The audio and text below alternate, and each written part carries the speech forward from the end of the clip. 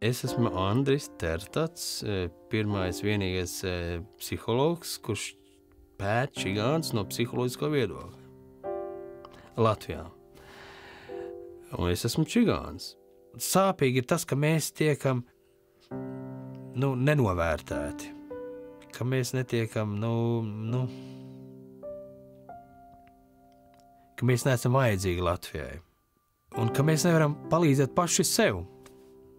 Jo no vienas puses grib, lai mēs esam izglītoti, un kad tie daži 10 ir izglītoti, mēs nevaram darbu atrast. Tad, kad es jau biju iegūlis psihologu diplomu, pat tad, kad es meklēju darbu, tad jau uz maniem dažādas organizācijas jau skatījās ar aizdomām un pārliecinājās, vai tiešām psihologs un čigāns ir spējīgs strādāt, vai tiešām viņš nav, vai viltojis, vai nopirts, vai tam līdzīgi. Teiksim, organizācijas līmenī jau tas bija tik tālu, ja?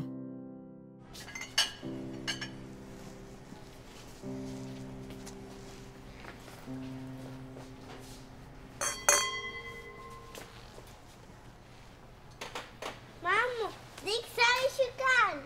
Ami, bet mēnge nečēp, mučāp. Tik saišu kan? Čupāle. Tik saišu kan?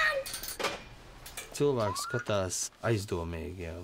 Čigāns bezmērķīgi iet uz veikalu, un sievietes ar bērniem iet un baros iet. Ja. Arī vizuālais izskats, ja viņš tā kā nav labi apģērbies, un vēl tumsnē, tad viņam to zīmogu pieliek. Viņš ir čigāns, un tad viņš ir jāpieskat. Ja.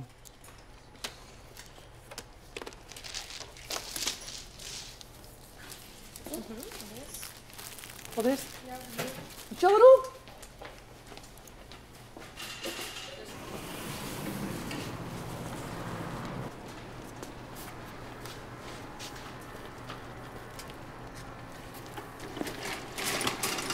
Pagaidiet! Uzrādiet čeku. Jā, lūdzu. Labs strādnieks. Apsargā saimnieka mantu. Te jau visam taboram būs vakariņas, ja? Ja es čigāniete, tad es zogu? Visi jūs vienādi. Visi jūs zogat. Visi mēs jums esam vienādi. Kā man tas ir pieriebi?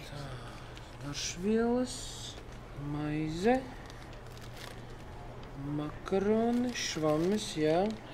Cepumi, biespiens, piens, gaļa, ziepe. Mama, sajel, kamēr?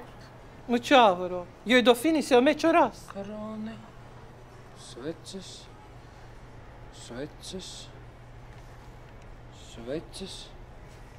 Jūs ko burties gatavojaties? Ko tu gribi, lai es pieburu?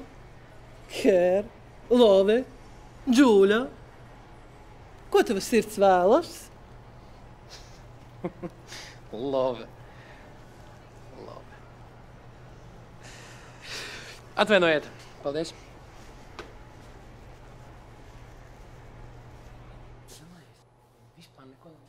Mama, taču vairs kalti? Nā, menedži nav mučāvaro.